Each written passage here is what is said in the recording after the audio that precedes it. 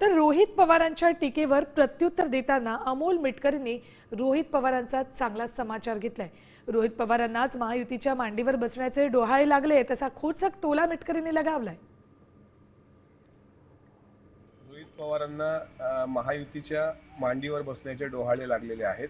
त्यामुळे घरी नाही जाणार मला बाजीराव म्हणा अशी जी काही अवस्था एखाद्याची होत असते, तशा पद्धतीनं सत्तेविना अस्वस्थ असलेले रोहित पवार अशी सातत्यानं ट्विट करण्याची एकही संधी सोडत नसले तरी महाराष्ट्राला माहीत आहे की यांना लगीन घाई कशाची आहे।